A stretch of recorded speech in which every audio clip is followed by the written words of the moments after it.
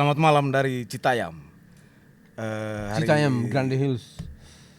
Hari ini Mai Galejong berkunjung ke markas kakak Ivan Nestorman. Tempat ini namanya Ring of Fire, Cincin api. cincin api. Jadi Mai Galejong itu artinya ya seperti yang sudah saya selalu jelaskan. Galejong Lejong itu dari bahasa Manggarai, bertamu, berkunjung dan ngobrol sharing seperti inilah. Mai Maiga, Lejong. Visit to share. Visit to share. Saya biasa mulai dengan minum kopi. Ini kopi asli Manggarai. Oke. Sorry batuk dikit ya. Kalau gitu saya minum ulang.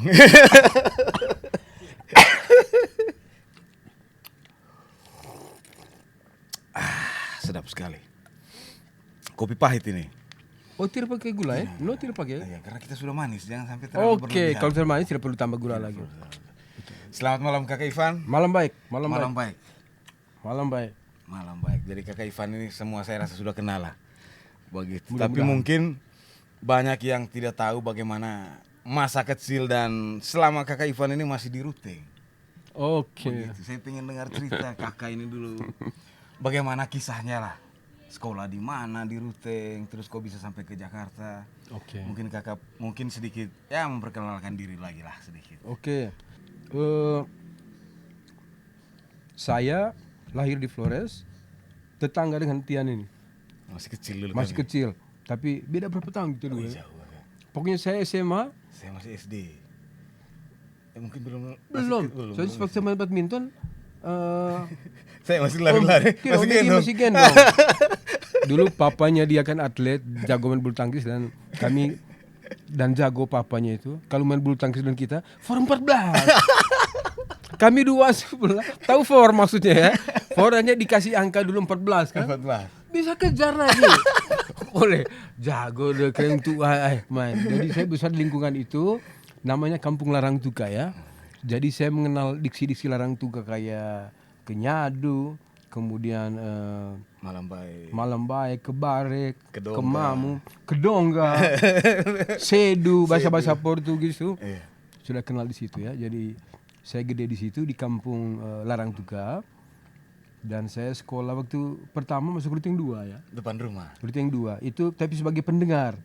Murid pendengar dulu. Pendengar. Mama suruh ikut saja dulu. Karena mama tidak ada di rumah, pergi ngajar di tempat lain kan. Jadi saya juga duduk di situ. Teman kelasnya waktu itu pas Vincent Sumadu. Yang sekarang deputi infrastruktur ya. Pak Vincent Sumadu. Kemudian Robi Bilitia. Om Robert. Deputi juga sekarang kan. Gitu. Jadi mereka orang-orang besar yang dari ruang kelas itu. Oh. Kemudian ketika mama ditetapkan jadi guru di Ruteng 5, Ruteng 5 ya. saya ikut yang 5 lagi. Sampai kelas, ya sampai selesai ya. Tapi waktu kelas 5, karena umur saya agak kecil kurang 1 tahun untuk masuk sekolah, saya tahan kelas di situ. Tahan kelas, kemudian kelas 5-nya 2 kali. Kemudian ada perpanjangan waktu itu 1,5 tahun di masa pendidikan kan. Jadi di SD itu saya 7,5 tahun. Cukup lama. Dari situ baru masuk ke seminari. Testing seminari masuk. Kisol. Kisol. Dengan Tony Su, mereka di Jedoma ya. Kemudian Robi Bilitia juga. Vincent Semadu juga. Dan mau naik kelas 3 dikeluarkan pastor. Semua yang dari Ruteng waktu itu. Karena nakal. Nakal, curi mangga, curi makan sisa, apa gitu ya. Tapi buat saya ada sesuatu yang penting di seminari. Belajar musik yang baik itu ada Pater Michael de Freitas ya. Romomensi Mandaru, di situ kita belajar not Jadi kita bisa tahu not yang begini. Dia kalau ajar not itu udah titi betul. Do, re, Pater Michael de Freitas. Tapi sampai sekarang itu membekas dan kita tidak bisa lupa lagi do dengan re dengan mi dengan ba. Bisa tahu. Dia luar biasa. Dari situ baru lanjut SMP Dharma Bakti 1 tahun. Dari seminar itu sampai kelas berapa kan? 2. Oh kelas 2. Nah, kelas 3-nya di SMP Dharma Bakti. Kebetulan bapak kepala SMP-nya waktu itu ya. Kemudian SMA Negeri 1. Negeri 1 sampai tahun 86. 86 ya. 86 Nana SD. 86 masih SD. SD ya. Saya ingat sekali dulu kalau pas lewat rumah kakak Ivan itu, dengar kakak lagi main Iya. main orgel, kok main piano kami. Iya, iya. Pokoknya, enak sekali. Akhirnya kadang-kadang kita malas pulang. Iya. Terus berarti kakak habis sekolah SMA itu langsung kakak? Langsung Langsung ke Jakarta. Ke Jogja dulu karena waktu itu mau pingin testing di UGM, tapi karena saya bebas testing di Universitas Negeri Jember, jadi saya dari situ ke Jember, tapi duluan ke Jakarta dulu, ke Abang Willy sini kan. Iya. Terus ke Jember 3 bulan, habis itu lari lagi dari Jember. Tidak betah gitu kan, kota kecil waktu itu rasanya ya. Apalagi itu sampai di Jakarta apa? Beda rasanya. Oleh beda, gedung-gedung sih beda. Kalau begini sekarang ini macam lagi keruteng lagi tuh, jadi oleh. Dan saya waktu itu cita-cita pingin masuk IKJ, Jakarta. Institut Kesenian Jakarta. Tapi iya. tahun itu 86 itu jurusan musiknya ditutup karena ada kebakaran atau apa ya. Tahun itu. Akhirnya 87 saya coba lagi, belum juga dibuka. Akhirnya 87 saya sempat tes untuk teaternya ya, perfilman lah. Di IKJ. Di IKJ gitu. Sempat testing situ juga gitu lah. Jadi ada beberapa pilihan. Kemudian saya memilih selain di situ, saya pikir kalau saya main film paling jadi penjahat. Iya kan? Maksudnya ya wajah kita ini kan jauh Tapi dari belum gimbal waktu itu kakak. Oh, kribo kumis tebal, jadi memang muka preman dan jauh lah dari Rano Karno gitu kan. Kalau main film pasti jadi yang naik trail kemudian bunuh orang kan, pakai jaket jeans kan. Kakak bisa cerita sedikit zaman sekolah lah, SMA dulu bagaimana di sana? Kalau SMA saya cukup populer karena ya kita bisa main gitar kan. Main gitar itu dari seminari atau memang dari kecil sudah? Sebetulnya main gitar saya belajar di LOS di Kakak Sisto di Pak Dontat, Bapak Dontat. Oh, di rumah bawah paling atas itu, dekat kampung rumah itu. Iya. Karena yang ada gitar di situ. Kemudian Kakak Sis ajar ini apa itu SMP kelas 3-an gitu ya. Tapi di seminari saya sudah mulai berminat juga. Mendalami lagi. Tapi karena di seminari itu waktu itu kurang gitar, jadi saya mesti pakai gambar, pakai di kertas gini. Kunci main di kertas. Tapi note jago. Ya, saya sudah tahu tuh. Sudah Sudah tahu gini. Jadi betapa susahnya dulu kita belajar alat ya. Kita belajar sambil membayangkan. Tanpa bunyi kan? Hanya Tanpa membayangkan bunyi. Bunyinya di sini gitu. Pakai mistar, Mistar kayu. mistar kayu. Iya. Ini kadang-kadang saya tanya teman yang mereka lagi belajar, cowok ceta, cowok deta, yang ada yang sudah tahu tuh. Mereka kasih tahu begini gitu. Jadi saya tampung ilmu dari mana-mana. Tapi waktu mendalami SMA sudah mulai sedikit bisa iring vokal grup lah, gitu kan? Pop singer. Pop singer. Bahkan saya tahu akor D7 itu dari Kakak Sally Fernandez. Dia kan dari Kupang datang kan, dia main Gaya beliau. gaya. Saya kayak apa itu kunci D7. Kod D7. Dan dia tidak jadi pemusik. Dia tidak jadi pemusik. Tapi saya jadi pemain gitar untuk vokal grupnya Kakak Nande orang. Oh. Iya, lagu Cebong jadi mereka main. Kemudian saya bisa iring puisinya KGB Mahal pakai gitar. Pernah iring Sally Fernandez dengan KGB baca puisi. Saya pakai bass gitar. Sally bentak dan sepanggung. Asih pakai bass. Tapi saya mau marah balik ini kasih tahu saya D7. Dia tarik lagi. Dia tarik D7. Kemudian kami keliling nyanyi dalam kota itu, orang sudah tahu semua kalau Ivan Man itu jalan pasti bawa gitar, saudara. Duduk di deker kita main. Saya dengan Kasis, Om Adi Hagul. Itu teman-teman. Iya, tapi saya punya tempat inspirasi itu Kak Jody Skera dorang. Om Jody, iya. Omen Ontol, Ino Teren mereka. Dorang suka ajak saya. Pernah mereka buat rekaman di Ruteng ini. Rekamannya di rumahnya Om Gandut begitu. Arah ke lapangan teh. Kan direkam yang dari atas tuh. Tekan play dengan rek satu kali zaman dulu kan. Yang merah. Ya, yang merah. Kalau anjing gonggong berhenti dulu.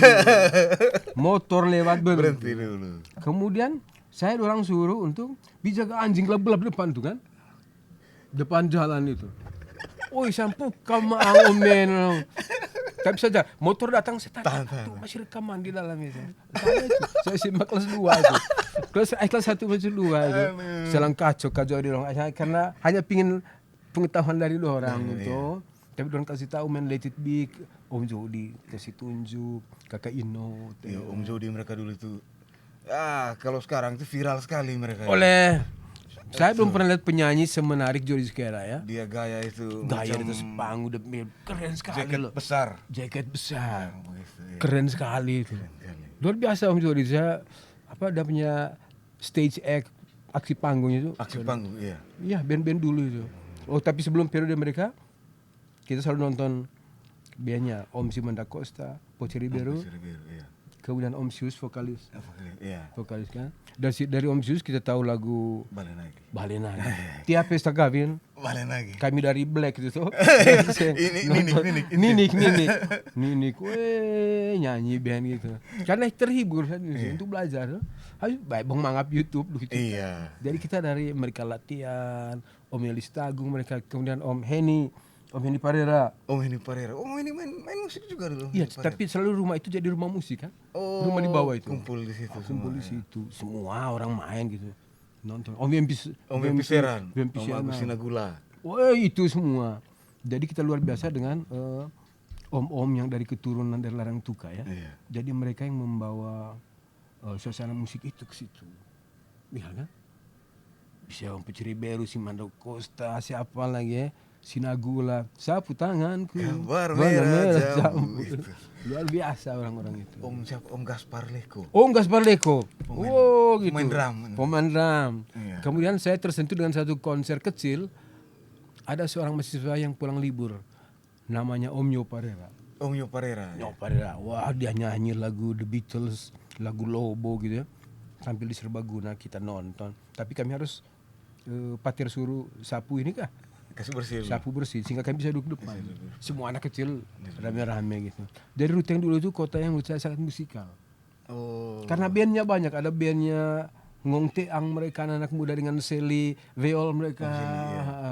Kemudian ada band Kalarana, Om Bone Keluarga Jami ya kan? Oh iya Om. Iya, Om Tos Dani dorang. Kemudian ada band Unitas.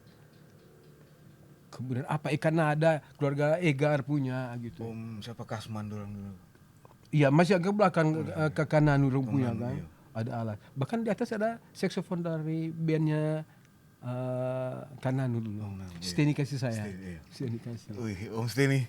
Oh, Steny kecil-kecil suka main drum dia drum, iya. di hidup di lingkungan musik dia iya. gitu. Seru kan Ruteng sejauh itu. Oh, akhirnya setelah itu kakak sudah merantau habis SMA. Iya. Kakak merantau ke sini kuliah. Kemudian waktu kuliah itu memang tidak ada pekerjaan lain kita ya.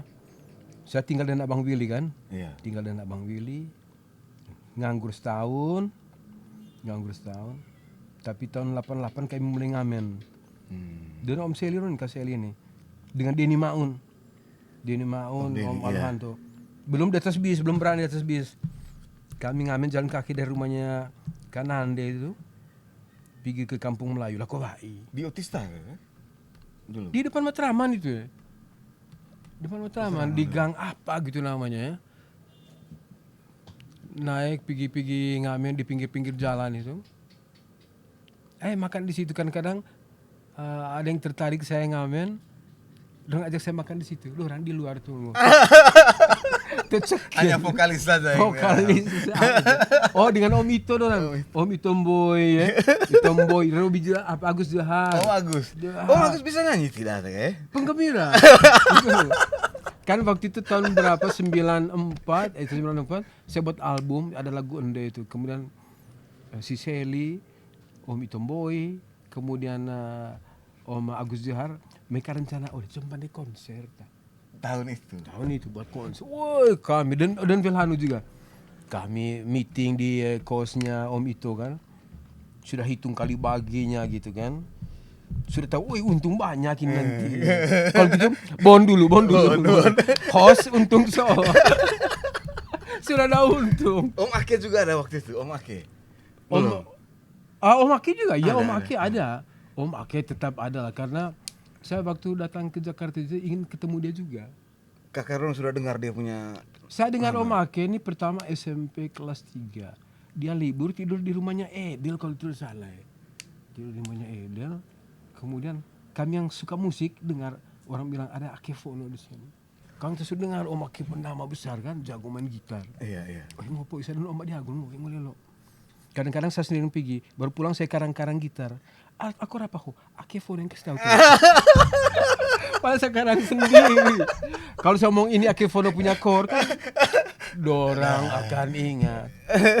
Dan ini mungkin orang tidak mengalami jago bangetnya Om Ake.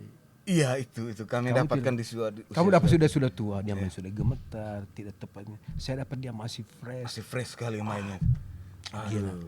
Aduh. Memang cita-cita saya waktu itu pengen berguru di Om Ake gitu ya.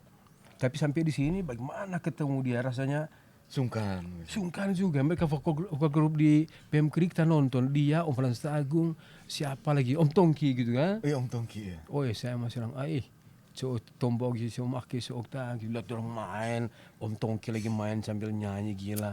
Saya lihat orang yang luar biasa sekali. Maksudnya dengan pengetahuan saya tahu bahwa mereka ini orang sangat hebat. Wih. Akhirnya bagaimana cara ketemu Om Ake gitu ya. Tahu-tahu satu waktu itu Om Edi bawa dia ke Kalibata. Om Edi ngambut Om pe, Ngambut, Edi ya. ngambut.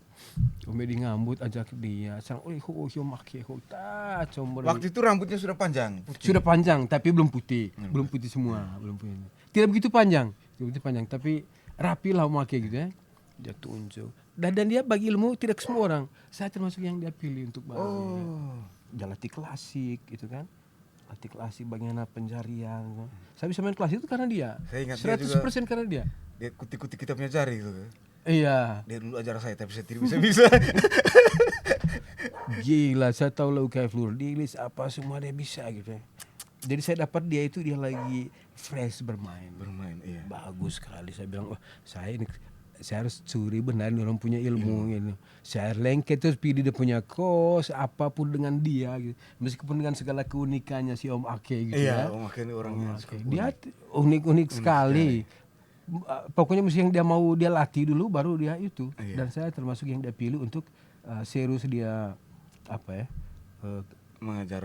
Dia berani, bukan berani maksudnya yang berani kasih masukan. Begini. Oh. Orang lain dia tidak begitu. Dia tidak, iya. Tapi karena dia seperhatian dia kasih begini Cap, begini. Tetap dia hormat juga begini Cap gue. Oh gitu. Mungkin maksudnya begini. Gitu. Hebat. Cerdas itu orang. Secara musikal di dunia ini dia salah satu pengaruh terbesar untuk memahami main gitar. Iya. Sedangkan kalau untuk nyanyi ya mungkin banyak, tapi Om Tongki itu termasuk. Om Tongki itu kalau dia main gitar sambil nyanyi itu. Entertain sekali dia. Aduh, Iya. gila dia main sendiri. Hanya orang ini kan tidak hidup di Amerika. Iya, setia memakai waktu saya kampanye sama DPD itu, dia Iya, ikut iya, kan 8 iya. bulan dengan saya. Setiap hari jalan. Jadi habis main nyanyi itu, dia hibur orang, dia main gitar tunggal. Oleh orang di Flores Timur, Flores Tunganga dilihat dia main dia main solo finger style gitu ya. Gila, yang ini orang memang gitu. Kakak dulu berapa lama ngamen di jalan itu? Oh, Kan sambil ngamen. kuliah kan itu? Iya, ngamen di jalan sebetulnya kami mulai tanggal 16 Juli 88. Masih ingat tanggalnya? Ingat, itu tanggal penting.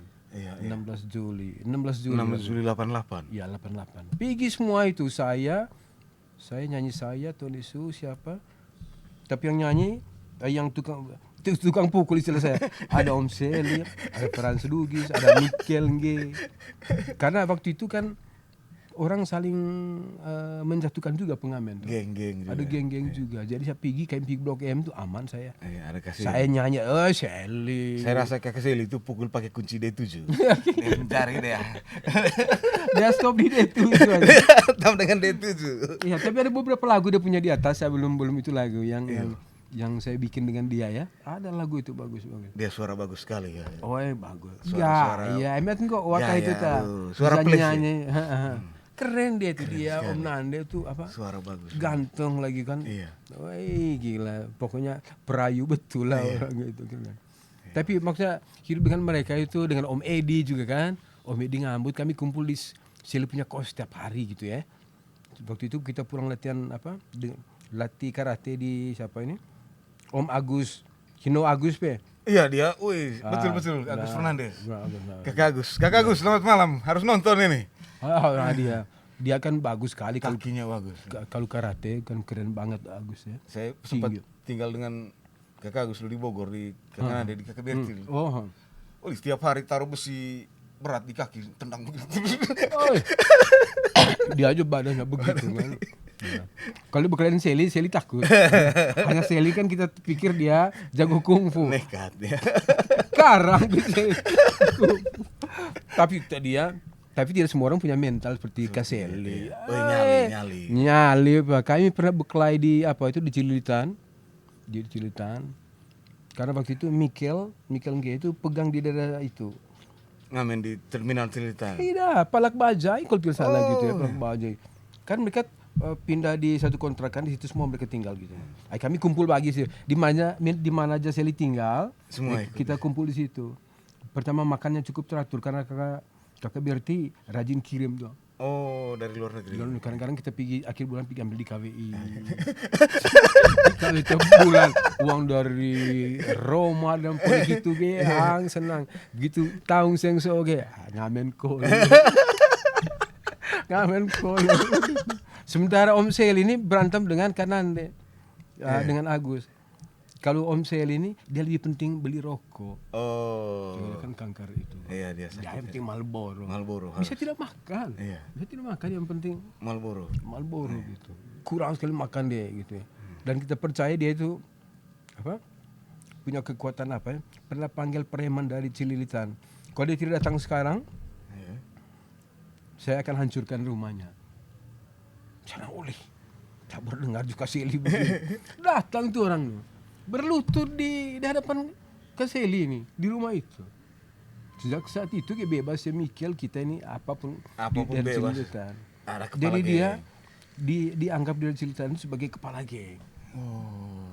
Dan itu diperkuat oleh dia jarang nongol. Kan ketua tidak jarang nongol. Anak buah yang Anak buah namanya berkibar gitu.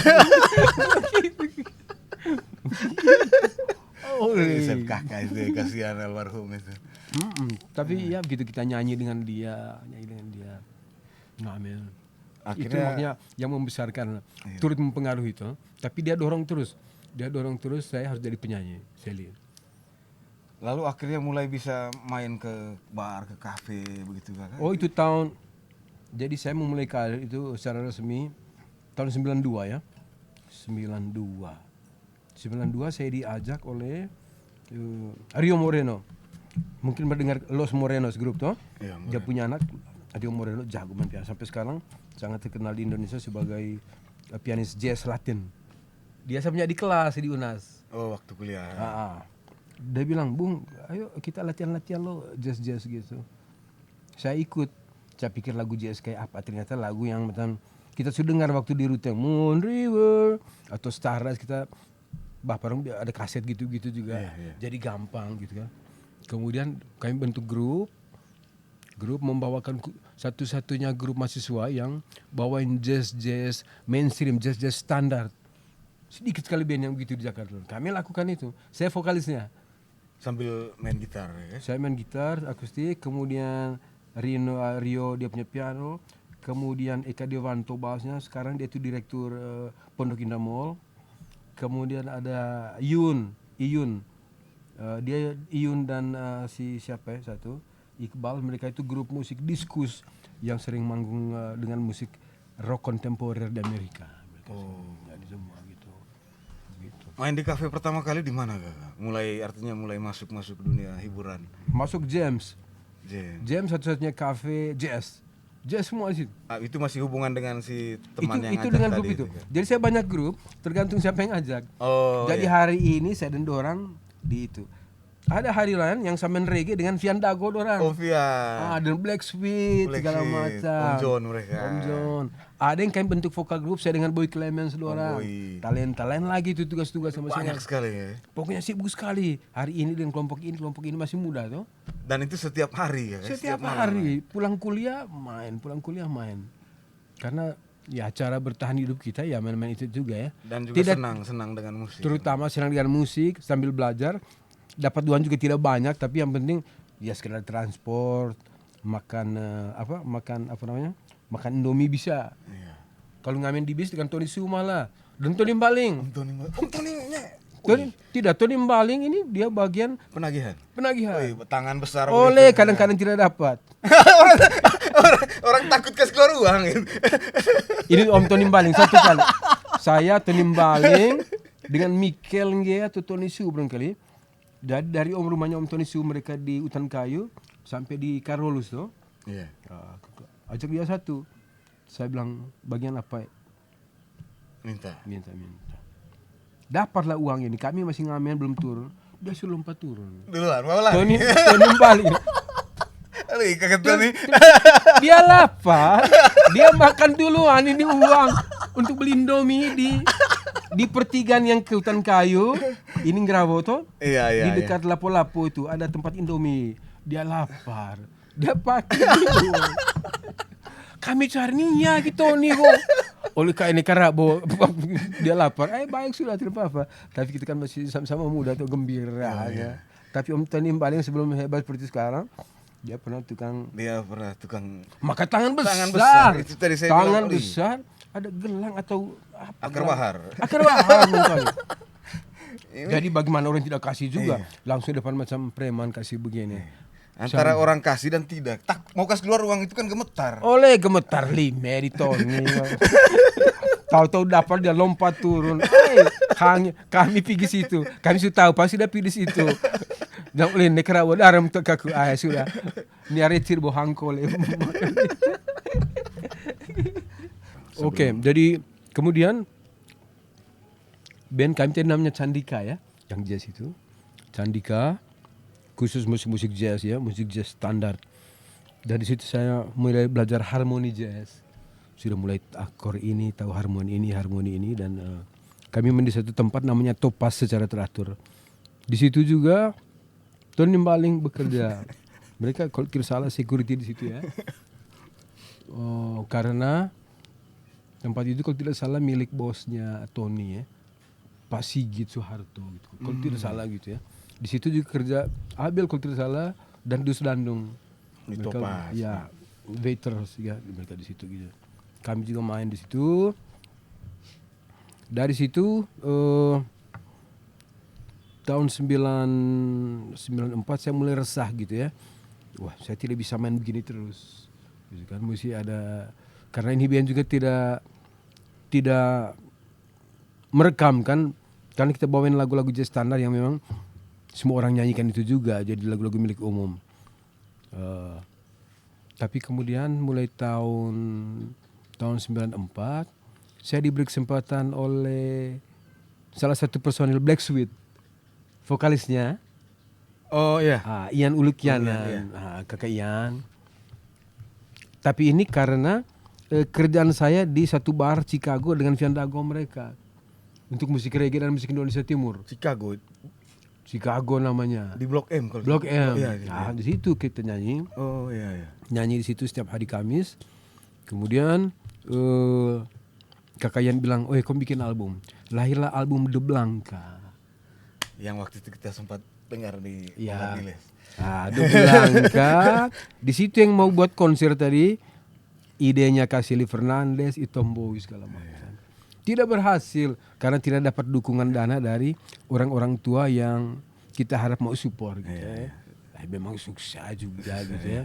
Akhirnya tidak jadi itu bikin, tapi sementara kita sudah telanjur bon sana bon sini berharap nanti di konser ada untung. Om itu bilang, pakai seng untung situ bisa. Padahal belum untung ini. Baru niat tanya dia Om Itom Boy itu di Ruteng. Tapi kemudian tahun 95 waktu itu saya main reguler dengan saya Boy dan Gideon. Kami membentuk grup talenta. Saya diajak oleh mereka grup talenta. Jadi grup backing vokalnya Chris. Grup backing vokalnya Gigi. Mereka kemudian backing vokalnya Kla. Banyak sekali Andre Hanusa, banyak sekali yang top saat itu backing vokalnya dengan talenta itu kami, termasuk Ruth Sanaya. Oh. Dan banyak kita buat backing vokal macam Chrisye pakai bahasa Manggarai saya bikin. Kok bisa bertemu dengan mereka untuk misalnya mereka minta isi backing vokal itu bagaimana? Nah waktu itu kami dengan Boy ke ini jasanya Erwin Gutawa. Kenal Om Erwin Gutawa bagaimana dulu? Kami ke tempatnya di Bass Production. Ada namanya Bass Production. Saya dan Boy bilang kita mesti pergi di Bass Production. Karena di Bass Production ini tempat bercokolnya semua artis hebat. Musisi hebat di situ tempatnya itu. Epicentrumnya industri di sini. Nekat saja pergi. Kita pergi. Oh, saya dan Boy pergi. Kadang-kadang kita pergi malu hati gitu ya. Aduh, bagaimana masuk itu ke dalamnya? Kita pendekatan ke satpam dulu, minum kopi, ganda situ. Kadang-kadang pulang. Kadang-kadang karena minder. Kita lihat Chrisye lewat Pukimai, hiu kati Chrisye. Dia siapa lewat? Oh ini. Sekarang kita buat lagu. Akhirnya saya buat lagu judul Api dengan Boy. Dan Apa gitu. judulnya? Api Asmara gitu. Buat, kita pergi saja di situ kan. Tapi untungnya talenta ini sebetulnya sebelumnya sudah dikenal oleh si Ruth Sanaya. Jadi sudah ada story kenal si Ruth Sanaya, Jeffrey Waworunto gitu. Jadi itu ada modal lah gitu ya. Kita ke Erwin situ. Kemudian Erwin nasihat, kalian kalau mau dapat job sebagai backing vokal aja dulu gitu kan. Datang ke sini aja, nongkrong aja di sini tuh. Karena semua pemusik-pemusik hebat itu latihannya di sini. Saat mereka butuh backing vokal, ada kamu tawarkan diri loh. Jadi itu jasa dia itu kan. Oh begitu dulu nggak kan? Iya. Oke, kami nongkrong terus sampai backing vokalnya gigi. Kemudian dari mulut ke mulut artis-artis semua itu kan.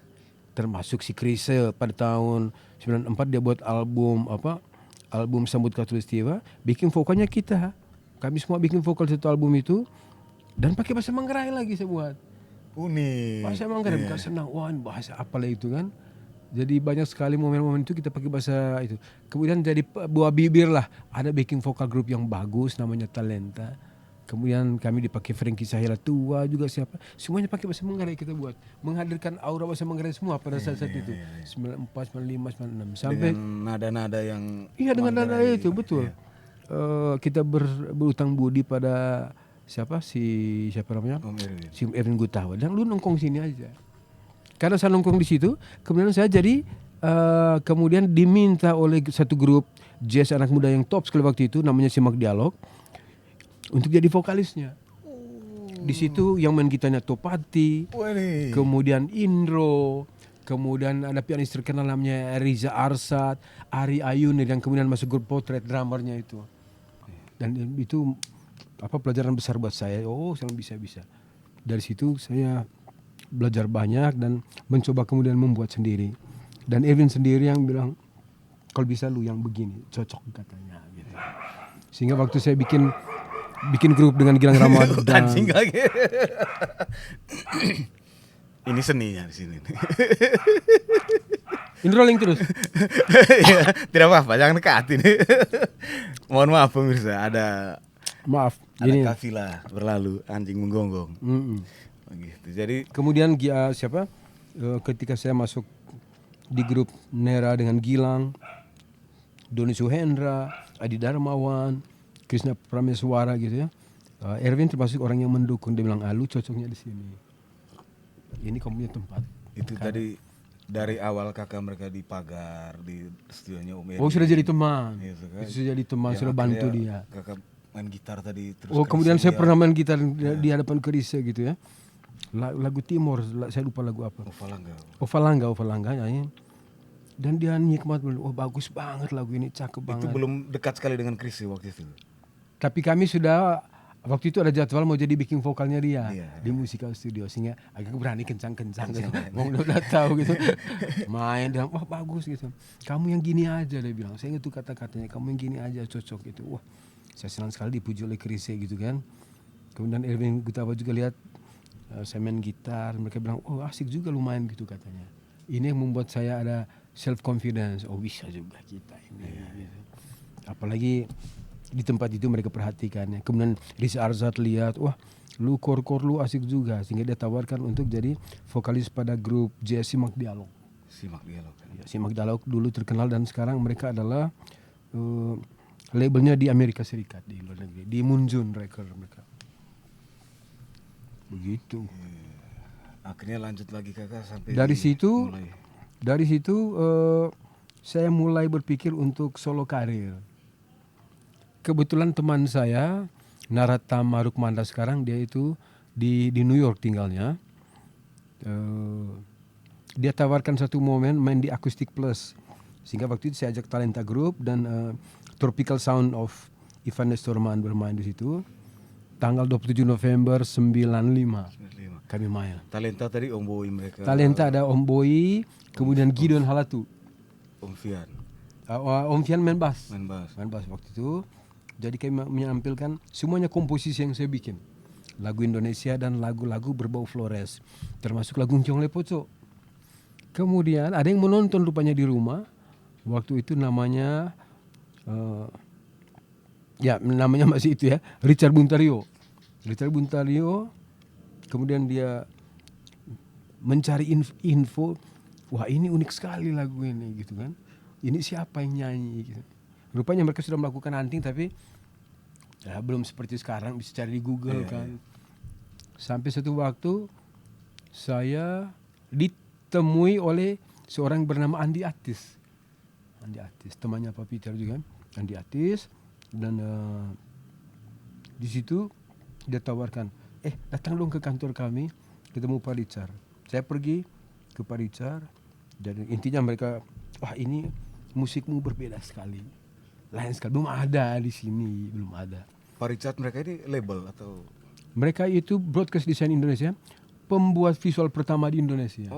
Zaman itu semua yang buat video cuma di situ kantornya, tidak ada tempat lain.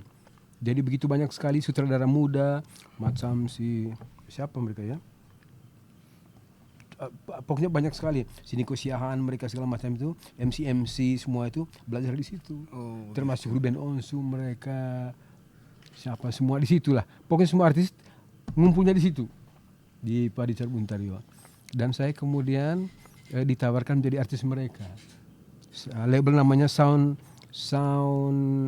SID, Sound in Design. Ada dua artis pertama mereka itu Dewi Sandra dan saya. Dewi Sandra bikin album, kemudian saya bikin album, tapi saya tetap ingin bikin yang berbau etnis. Setuju Pak Richard kan dia suka. Tapi persoalannya ketika mendaftarkan ke label, tidak ada yang mau. Satu pun tidak ada yang mau. Karena waktu itu lagi rame musik Melayu gitu-gitu ya. Tiba-tiba ada orang dengan ide datang bawa musik bahasanya sendiri, bahasa Manggarai. Ya. Meskipun musiknya begitu ya, mereka ini bagus tetapi suara bagus tapi susah dijual. Label bisnis. Label tidak mau jadi. Akhirnya waktu itu saya hampir didorong untuk nyanyi pop. Sempat bikin musik pop, sudah bikin video klip segala di puncak gitu ya, lagu cinta gitu ya. Bagi saya untung juga tidak keluar lagu itu, kalau tidak orang mengasosiasikan dengan saya lagu-lagu cinta begitu. Terlalu cengeng yang saya bikin itu. Kayaknya tidak cocok di muka. Iya kan? Tidak cocok muka gitu ya. Tapi saya kemudian Pak Richard kemudian paling di off air saya tampil sekali-sekali ya. Tapi kemudian pada tahun 96 atau 97 teman saya yang memproduksi acara Acoustic Plus tadi menawarkan saya untuk membuat album, karena mereka sedang membangun distribusi video-video di daratan Eropa. Jadi video semua di Eropa ke sana. Dan mereka yang melakukan itu. Perusahaan mereka lah, pusatnya di Amsterdam, sehingga lagu Njong Lepoco itu masuk ke area itu untuk diputar di sana. Dan katanya banyak yang orang suka, dan di Indonesia ya tetap masih berat musik-musik seperti itu ya. Tapi di luar negeri beda. Iya, kita terus kita terus diberi semangat oleh teman-teman bahwa ya satu waktu musik lu orang akan mau dengar. Makanya orang Amsterdam sekarang itu sedikit-sedikit sudah lumayan yang bisa bahasa Manggarai yo. Karena dengar lagu-lagu Manggarainya Om Ivan. Dari zaman dulu kopi dulu ya. Kopi dulu. Kemudian itu di efek sana. Kemudian mulai tahun 2000 saya mulai lebih mengerucut kepada memutuskan kayaknya saya akan bermain musik neotradisi. Ini tradisi. Apa itu neotradisi? Jadi neotradisi musik yang sumber inspirasinya dari musik lokal. Dari musik lokal. Karena Indonesia ini sangat kaya apalagi NTT dengan musik-musik lokalnya. Tinggal bagaimana kita membuat musik yang enak didengar, diolah kembali motif-motifnya, kemudian dihiasi oleh musik-musik yang lebih universalitas rasanya. Atau istilah dulu itu radio friendly. Jadi saya bikin itu dan mulai tahun 2002 saya diajak masuk grup Nera. 2002 maksudnya. 2002 tanggal 15 Agustus kami membentuk grup namanya Nera. Kami bentuk grup, Gilang bilang apa ya nama grup kita ini ya? Sekarang Nera itu. Nera itu artinya sinar, cahaya. Itu tanggal 15 Agustus 2002. 15 Agustus. Mereka sudah tunggu semua di sana. Wah, saya senang sekali karena saya harus bermain dengan pahlawan-pahlawan saya waktu SMA. Doni Suhendra, jago gitar toh. Wih, saya bisa band dengan orang ini gitu kan. Yang dulu waktu kakak masih sekolah. Kita nonton sering tuh. Wow, kapan bisa lihat Dennis Suhendra main gitu kan. Nah, sekarang kadang kita main gitar dia lihat juga bilang, nanti kita masuknya kemana Bung lagu ini gitu kan. Sama-sama mimpi. Waduh. Main dengan orang hebat. Saya kemudian belajar banyak dari yang namanya Gilang Ramadan, bagaimana membuat motif-motif bermain gitu ya. Mereka semua itu ahli-ahli dan menurut saya sangat menempa saya punya permainan. Mereka keluarkan betul saya punya cara bermain dan pada akhirnya jadi seperti sekarang ini. Saya mampu membuat musik daerah itu sesuai dengan yang saya mau dan mereka mengepungnya. Terus sembari jalan dengan itu saya collab juga dengan Dwiki Darmawan. Buat lagu Benggong, lagu Iye segala macam di album dia. Dan keluar negeri pernah dengan Dwiki sekali. Kami main di TV nasional Cina Beijing ya. Beijing. Kemudian 2 tahun lalu kalau menyangkut Dwiki kami masih main di Spanyol, Munjun Music Festival. Dari Indonesia saya bersama Dwiki dan menemani Bujana. Main kita yang ada podcastnya itu. Ada podcastnya situ. Kakak. Ya, saya senang karena di sana kita bermain lagu-lagu Flores dan orang suka. Gitu. Karena mungkin irama-iramanya juga. Irama Brasil juga kakak punya lagu-lagu nih. Sebetulnya Brasil sekali juga tidak. Saya dipengaruhi Brasil. Iya, karena saya suka mempelajari motif-motif Brasil. Mempelajari chord dari Javan, dari Antônio Carlos Jobim, pendekatan seperti apa, itu semua menjadi bahan studi saya. Tapi kemudian saya berusaha mengapply-nya terhadap musik saya sendiri. Jadi menggunakannya dengan cerdas, kapan pakai chord ini. Ada momen dulu saya suka buat musik lagu yang miring-miring gitu kan. Chord ini yang memang susah nyampe juga di Flores kalau Flores karena memang tujuannya terutama bukan untuk pasar Flores. Iya. Baru pada 2010 ke atas saya bikin musik yang lebih membumi Flores. Lahirlah album Flores The Cape of Flower. Di situ ada lagu Mogi Komodo Sunset, Flores The Cape of Flower. Era itu juga ada Mata Leso yang lebih membumi. Iya kan? Yang akornya sedikit dibanding akor isosio yang macam-macam gitu. Atau waktu Nera yang setengah mati orang ikut. Karena pada akhirnya kita memang harus bikin musik yang sekali-sekali untuk kita, sekali-sekali juga untuk masyarakat. Menurut saya begitu. Jadi setelah lama kakak dari Ruteng terus sampai di sini bertemu dengan musik-musik, tiba-tiba kan keluar negeri pertama kali itu kapan? Keluar negeri pertama itu tahun 2000. Tidak pernah ada bayangan bahwa dari kampung ini tiba-tiba bisa main musik sampai keluar itu? Iya. Atau memang sudah ada rencana, cita-cita? Saya waktu itu saya pikir cepat atau lambat saya akan keluar. Cepat atau lambat, ya kan? Kemudian dimulai 2000 sampai era tahun selama kemudian rentang karir sejak 2000-an itu ke atas itu berulang kali. Pertama kali kemana dulu? Pertama kali ke Eropa. Nah, kemudian ke Eropa beberapa kali, kemudian sempat ke Amerika, hampir tinggal di Amerika. Kalau dapat visa waktu itu saya kan sudah lama tinggal di Amerika. Saya apply visa 2 kali tidak bisa. Kalau kakak di sana kan kita tidak bisa podcast begini sekarang. Oh, tidak bisa? Memang Waktu Tuhan itu sudah atur. Waktu itu ada orang Indonesia yang mempunyai resto di Washington dan dia ingin ada pemain Indonesia dan saya yang dipilih. Hampir sudah siap semua gitu ya, tapi tidak dapat visa. Sisa. Oh. 3 kali malah saya apply tidak dapat visa. Tapi kemudian pada akhirnya tahun berapa itu saya ke Amerika juga membawa Sesando. Sesando. Kemudian dari Amerika banyak sekali perjalanan ke Afrika gitu ya, Afrika Utara, Afrika Selatan, ke Timur Tengah, kemudian ke Asia ini ya. Bermain musik yang ini juga. Memain karya-karya saya Karya sendiri. sendiri. Jadi saya di sana itu bukan lagu-lagu yang orang punya, lagu sendiri semua. Saya nyanyi Mogi, Mata Lesoge, Aduh. Dan bagaimana ekspresi penonton waktu Wah, itu? yang paling tak terlupakan, ini saya ajak Andre de Roma waktu itu ya. Yang ke Afrika. Kami ke Afrika Utara, kemudian dari bandara disuruh singgah menghibur di sebuah kampus terbesar di Casablanca. Kami hantam Mogi, satu kampus itu semua turun nyanyi semua. Padahal mereka tidak tahu artinya. Tidak tahu, tapi karena lagu itu gampang jadi mereka bisa ikut. Dan sedih sekali kan zaman itu belum ada kita TikTok apa belum ada ya. medsos. Iya. Jadi banyak sekali momen-momen di luar negeri itu direkam tidak terekam banyak sekali. Padahal kita sudah ya cukup banyak lah lihat negara lain ya. Sampai ke Australia kita main untuk promo Komodo ya. Promo Komodo kita main di Perth, terakhir kita main di New Zealand kalau di Jazirah itu. Kemudian apalagi Malaysia dorongnya, Singapura, kemudian Cina. Di Jepang kami hibur di satu taman besar Jepang. Pokoknya banyak sekali.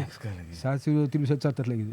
Banyak kali gitu. Dan semuanya membawa misi musik Indonesia. sendiri. Di London yang saya tidak bisa lupa itu nyanyi di Tower Bridge of London.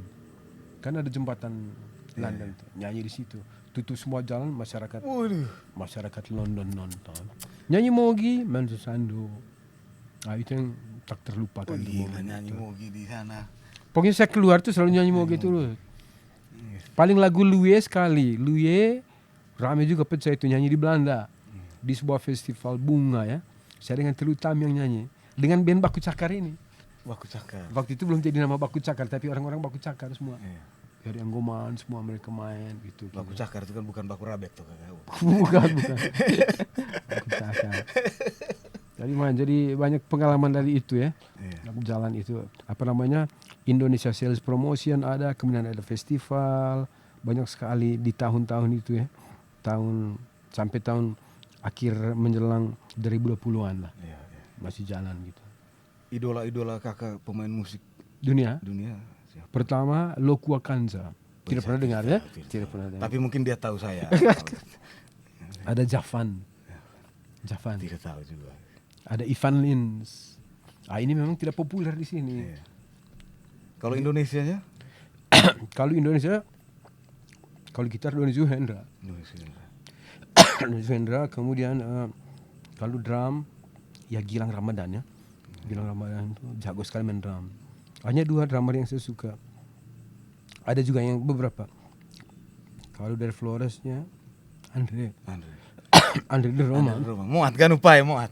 Andre menurut saya sudah banyak sekali main dengan berbagai drummer dan menurut saya dia layak ditempatkan sebagai salah satu drummer terbaik Indonesia. Apalagi kalau reggae, apalagi musik Indonesia Timur. He's the best gitu. Dia tahu peran dia sebagai drummer itu buat apa. Betul. Kapan dia masuk?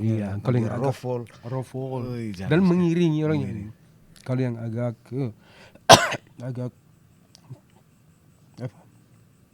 modern, Gilang Ramadan ya. Ada Jantan, ada Echa Sumantri. Saya pernah main dengan dorang semua dan enak semua. Tapi kalau kakak sendiri bisa bermain musik apa saja? Semua mungkin. Kalau perkusi bisa ya, perkusi. Kalau drum nggak bisa. Kalau belajar mungkin bisa.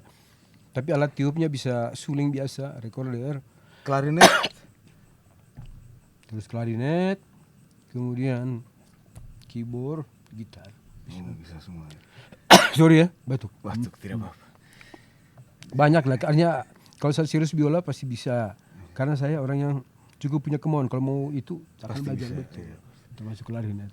Bisa. Luar biasa kakak Ivan punya perjalanan ini. Iya. banyak cerita sampai saya akhirnya tahu Masih tadi. banyak sebetulnya, Iya, tapi ya. Om Tony Baling ada semua di dalam kisahnya Kakak Ivan. Dari setiap dasawarsa itu ada lain-lain tokohnya gitu Iya. kan. Ada sekarang tokoh sekarang macam sekarang ya, tokohnya lebih kecil lagi tapi yang mempercayakan musik-musik mereka untuk saya bikin. Iya, betul. Itu banyak gitu. Jadi banyak lah pengalaman itu. Kakak pernah berpikir sampai kapan kakak bermain musik, bikin lagu? Sebetulnya di dalam ada gium musik ya. Jadi musik itu adalah sebuah perjalanan. Dia tidak pernah menjadi goal. Sehingga tidak ada satu titik kulminasi. Kita akan main musik aja terus. Main gitu. saja terus. Main terus sampai mati. Main terus. Kita tidak bisa bilang, oh umur 60 saya berhenti Saya sudah. berhenti, ya. Tidak bisa. Atau oh setelah dapat anugerah musik ini saya akan berhenti. Nggak bisa. Karena inspirasi ini seperti hujan yang dia turun terus Tuhan kasih. Kita harus tampung dia. Iya kan? Hanya memang sekarang ini eranya berbeda. Era digital, kemudian era sosial media. Jadi kalau dulu kita orang yang mengangkat kita ya, membawa kita untuk orang lihat, wartawan semua. Kalau sekarang kita harus membawa diri kita. Istilahnya orang lihat. menjual diri sendiri. Menjual ya. diri sendiri. Dalam arti Dan yang itu positif, ya. iya, itu era digital kan begitu. Nah, saya ini termasuk orang dari era lama. Dari lama, ya. Orang yang belum begitu menguasai era digital. Iya. Kalau menurut kakak nih dengan musik-musik sekarang ini kan, apalagi musik dari timur ini, Oh. itu menyala betul. Itu menurut kakak bagaimana tanggapan dari seorang kakak Ivan Esterman? Bidang tinjauannya ada beberapa. Apa yang kita mau tinjaunya? Iya. Kalau tinjau secara viralitas, gila. Tapi kemudian menjadi pertanyaan, apakah musik timur kita seperti itu? Iya, itu yang maksud saya tadi. Apakah seperti itu musik timur kita itu? Jadi kalau ditinjau dari budaya tentu kita membuat orang kenal timurnya, tapi musik kita tidak terangkat. Musik timurnya. Emang seperti itu musik timur kita yang orang lagi rame gitu sekarang. Apakah seperti itu? Kan tidak. Ya kan? Beda dan orang Jawa yang masih kuat megang mereka punya scale. Mereka tetap ekosistem dunia musik tradisinya masih kuat. Kita ke kampung-kampung di Jogja, Bali masih Suara ada. gamelan, iya. Masih terjaga dengan baik. Api itu masih ada. Mungkin mereka tidak menghasilkan musik yang viral yang semua orang bisa joget. Tapi yang mereka musik menjaga akar budaya mereka kuat. Kita berterima kasih ada teman-teman musisi yang bikin jadi viral, membuat kita dikenal. Iya. Tapi harus ada upaya lain membuat musik tradisi kita itu diangkat. Betul. Jadi orang mengenal kita seperti kita mengenal musiknya orang Batak. Iya. Seperti mengenalnya musik orang Jogja, Papua. Iya. Khas sekali mereka punya musik. Iya. Gitu. Dan kita ada di situ, dari NTT juga ada. Tapi itu kadang-kadang kita punya masyarakat sudah lama dininabobokan dan selalu ingin yang tampil musik-musik yang membuat mereka senang, buat mereka bisa Coba, goyang gitu. Padahal ada musik-musik yang adiluhung. Tetapi apa yang teman-teman melakukan itu kita tentu apresiasi ya. Kita tidak bisa larang, itu dunia industri begitu. Iya. Tapi ada yang buat begitu, tapi yang lain harus jaga yang lain. Jadi memang ini Baku jaga lah. baku jaga. Yang begitu biar begitu. Yang saya punya buat tetap saya jaga saya begini. jaga, iya. Yang si itu buat tetap jaga semua. Betul. Jadi semuanya tetap ada. Ada semua. Jangan sampai hilang. kalau hilang nanti kita kehilangan jati diri. Jati diri ya. Hanya celakanya kan sekarang dunia ini diatur oleh yang namanya viralitas tadi. Iya. Orang sudah terbiasa mau cari musik yang gampang saja. Lihat sikap mereka. Mereka mau pakai lagu tanpa harus membayar royalti. Iya. Ini sudah menunjukkan sikap anggap remeh terhadap musik, terhadap budaya. Jadi begitu juga akhirnya pemusik kadang-kadang karena dia bikin musiknya dengan gampang, bisa saja dia bilang tidak perlu royalti. Karena gampang bikin, bisa jadi begitu kan. Beda kalau ada effort bikin musik gitu ya. Iya. Dia harus ke studio, dia pikirkan nadanya, harus ada cost dan segala macam. Dia sewa pemusik, masukkan unsur ini. Jadi Jadi ada penderitaan yang memang harus dibayar, gitu. Yang namanya royalti itu. Betul. Jadi kalau orang bilang, saya tidak perlu royalti, menurut saya itu keterlaluan. Pernah dengarkan orang ngomong tidak perlu royalti? Padahal kita butuh, karena di saat kita jaya mungkin orang kita dari off air kita main, banyak orang undang main, doi banyak masuk. Tapi ada satu momen kita tua, kita butuh passive income. Itu gunanya royalti yang kasih makan nanti orang masih putar lagu-lagu. Tinggal bagaimana yang atur ini supaya itu semuanya tidak merasa ada yang rugi, tidak ada yang ini. Jadi Iya, itu tadi memang harus pemusik-pemusik itu dia cerdas berpikir bahwa lagu-lagu saya ini dari sekarang saya harus selamatkan. iya. Dengan mendaftar misalnya di badan-badan seperti LMK atau di publishing, sehingga nanti ketika lagu mereka dipakai orang, mereka tetap Royalti. dapat kompensasi ekonomis yang namanya royalti. Betul. Kalau orang pakai di VLN namanya synchronizing royalty, ya kan? Kalau orang live namanya performing royalty. Kalau orang cetak CD pakai lagu dia namanya mechanical royalty. Dan dapat dia. Kalau yang tidak tahu dia pikir tidak perlu semua itu. Beta sudah uang banyak ini kan. Tapi waktu tidak ada uang nanti baru mulai mengais-ngais. Wah, dulu pernah nyanyi siapa lagu itu? Saya ambil uang di mananya? Hai, kenapa dulu tidak daftar? Nah, itu maksudnya royalti yang kita omong kapan lalu itu kan. Ya begitu maksudnya. Gitu. Jadi kita menurut saya secara umum ada musik yang maju secara viralitas, tapi kita juga jangan lupa dorong terus yang tradisi. Supaya kuat semua sama-sama kuat. Oh, gitu. Gitu. Kakak kan sudah banyak sekali menciptakan lagu ini. Iya. Kira-kira sudah berapa banyak kakak punya lagu yang kakak ciptakan? Tidak begitu banyak ya. Saya punya baru 40-an. 40-an. Lagu pertama? Lagu pertama judulnya Ende. Ende. Ende tenang kole lari Lari koe. koi. Musik mamamu. Oh iya. Itu pertama. Yang terakhir kemarin lagu Oka yang baru dirilis 2 hari lalu. Kemudian tanggal 9 akan rilis lagi berjudul Padar Island. Padar Island. Oh iya. Itu nyanyi dengan kebanyakan duet dengan nona-nona ya sekarang ya. Kemarin dengan Fitri, sekarang ini dengan namanya Adi di Labuan Bajo. Pernah mengalami satu masa di mana kakak sulit sekali membuat musik atau begitu sudah ini pasti jadi gitu. Ada, selalu ada kering ide yang gitu ya. mungkin yang paling tersulit musik yang pernah kakak buat. Tapi saya ada dua atmosfer lah. Dulu saya banyak buat lagu yang bagus menurut saya ketika saya masih sendirian di kamar kos gitu ya. Dengan gitar. Karena yang dihasilkan melodi kalau gitar. Sekarang kita kerja dengan komputer ini, beat sudah ada di situ semua. Tinggal engkau ambil sini, tarik jadi satu, taruh. Terlalu gampang bikin musiknya itu. Hampir tidak ada permenungannya itu. Dan saya tidak suka era itu. Maksudnya gampang, saya buat orkestra sebentar. Akhirnya kita sibuk membuat musiknya, lupa memikirkan kebernasan melodi itu. Ya kan? Lupa. Gampang ya. Nah itu juga yang orang buat musik gampang, lempar saja. Dan kebetulan orang suka, baik sudah viral gitu. Tapi sebenarnya tidak serta-merta membuat kita terangkat, membuat kita jadi seniman yang benar-benar kokoh dengan musik atau dengan keseniman dan kesenian itu. Kalau kakak bikin musik, karena saya ada tanya beberapa kakak orang yang bikin musik, cipta lagu itu, ada yang bikin lirik duluan, baru nanti bikin melodinya, ada yang melodi duluan, baru liriknya. Kalau kakak kira-kira seperti apa? Saya cenderung melodi dulu. Melodi dulu, baru liriknya. Susah itu. Lebih ada yang lebih suka lirik dulu ya. Iya. Karena beratnya kalau melodi dulu itu, akhirnya kita mengambil kata-kata yang harus dicocok-cocokkan dengan melodi gitu kan. Belum tentu itu sebuah kata yang indah dia, ya kan. Tapi karena selalu bikin main gitar tunggal gitu ya, biasanya melodi dulu gitu. Ada 1-2 lagu yang memang sekaligus dengan kata-kata. Wah, luar biasa. Kayak yang sekaligus dengan kata-kata kayak Mata Leso. Itu lebih 1 kali bikin itu langsung jadi. Lagunya, kata-katanya dan melodinya. 1 kali jalan itu. Langsung jadi.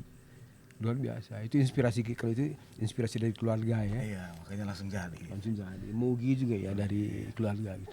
Luar biasa Kakak Ivan Estorman. Obrolan panjang sekali hari ini. Wah, ini terpotong dengan beberapa kegiatan lain, tapi akhirnya masih banyak sebenarnya yang mau dicitrakan. Tidak bisa. Mungkin di edisi berikut Kakak Ivan kita datang lagi ke Ring of Fire. Ya. Kita cerita lagi. Saya sudah cerita kenapa namanya Ring of Fire. Oh iya, itu tadi Kakak. Kenapa namanya Ring of Fire? Ring of Fire itu cincin api ya. Dulu ada satu acara di Metro TV. Ya. Ada berapa? 1 tahun lah, 2 tahun ya. Ya, setiap bulan, setiap minggu hadir dan saya bikin musiknya. Iya. Kemudian royalti lah atau uang dari ini dibuat untuk membangun dan membeli rumah ini. Sehingga saya pikir namanya ini cocok cincin api. Cincin api. Ring of Fire. Jadi apinya harus menyala terus. menyala. Kakak kan dekat sekali dengan berbagai musisi-musisi, artis-artis. Ada mungkin tokoh-tokoh musisi muda atau yang sudah senior yang kakak rasa ini yang orang yang ya, sangat mempengaruhi, yang dekat sekali dengan kakak, misalnya Glenn atau siapa gitu, kakak bisa cerita sedikit. Awal bertemu dengan Glenn dulu gimana kak? Oh, Glenn kami ketemu itu dia masih SMA. Dia baru juara Bahana Suara Pelajar kah? Dulu itu ya, Bahana Suara Pelajar ya. Kemudian Talenta backing dia di RCTI, backing dia lagu Ayolah kamu, lagunya Guru Soekarno. Kami backing vokalnya dan sejak saat itu Glenn ada tertarik dengan kami kakak-kakaknya ini cara bagi suara. Orang Flores punya cara bagi suara. Kakak itu bagi suara itu enak sekali gitu. Dan itu terngiang terus dia sampai dibuat album. Kemudian dia mulai banyak melibatkan saya untuk kampanye-kampanye hak cipta, kemudian undang-undang pemajuan kebudayaan. Dan kami pernah tampil bareng di New Zealand di acara Pacific Brotherhood. Waktu itu ada si Edo, Bapak Original, Glenn, dan dari NTT saya gitu ya. Kami tampil di sana untuk menunjukkan bahwa orang yang berdarah Melanesia itu cukup banyak juga di NTT. Om Peter sudah lama juga kenal kakak Ivan. Sudah, ini aku pertama kali ketemu dia ini orang reggae asik nih. Nah, sejak itu karena kita ngobrol-ngobrol, wah dia suka reggae, gue suka. Dia suka Brasil, gue suka. Udah cocok.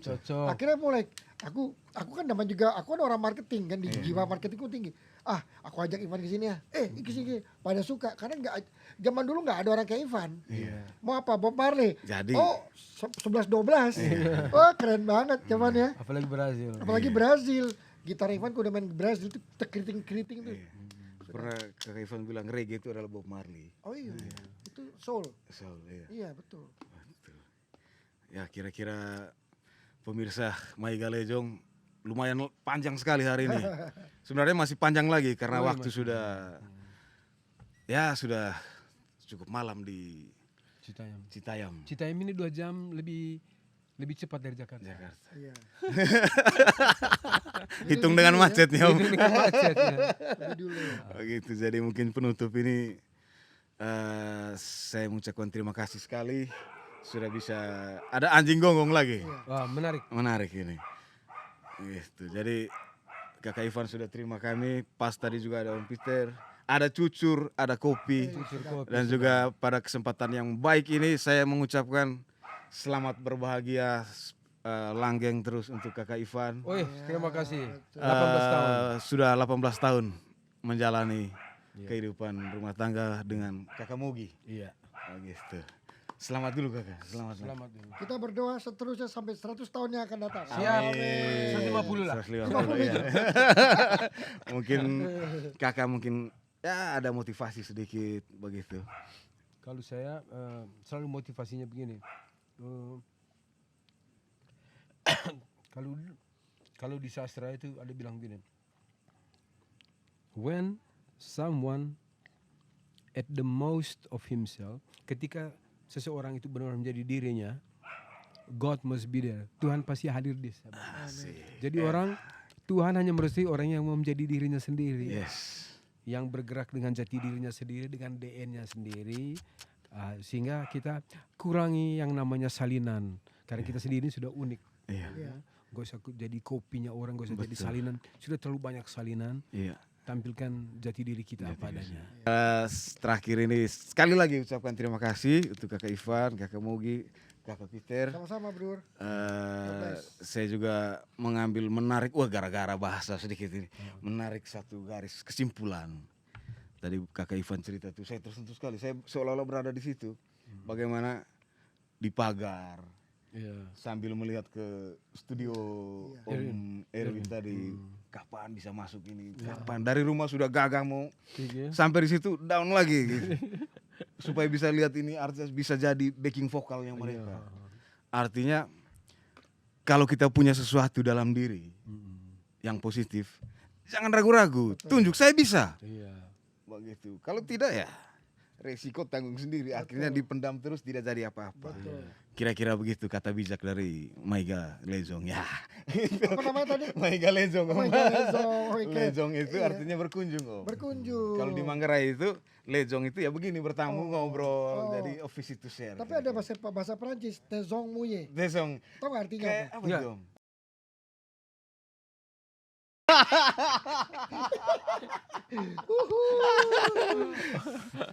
Minta tolong sedikit kami ada bikin ini sedikit kakak, kaos sedikit. Oh, oke. Oh gitu, jadi cenderamata kakak. Mohon maaf tadi tidak Nggak tahu apa-apa, kalau ada nggak kakak apa-apa. Peter juga Ya, ini. aku juga ini, keren banget. Ada bikin sedikit. Oh, Maiga Lejong. Maiga Lejong. Oh gitu. Melejong ge. Maiga Lejong ge. Melejong ge. Kira-kira begitu kan. Itu bahasa Bahasa ini. Manggarai. Manggarai artinya Berkunjung. Berkunjung. Lejong itu Ah, bertamu, berkunjung. ngobrol begini, sharing Oke. begitu. Lezong. Lejong. Dia mungkin ada hubungannya dengan Prancisnya, Prancis ya. sedikit. Karena memang kan kalian kan berhubungan sama Portugis juga. Iya, Jadi Prancis, bahasa tipis-tipis. Cina juga banyak. ada ya? Ngonia, artinya mau kemana? Itu Oh, bahasa gitu? Manggarai. Ngonia. Kalau tidak punya uang, toy maseng. Tidak punya uang. Tidak punya uang. Itu sebenarnya ada unsur-unsur itu juga. Aduh. Nanti gue follow lah. Ah, siap, Om. YouTube keren banget. Terima kasih. Terima kasih Baju Kau. Thank you ya. Malam baik semuanya.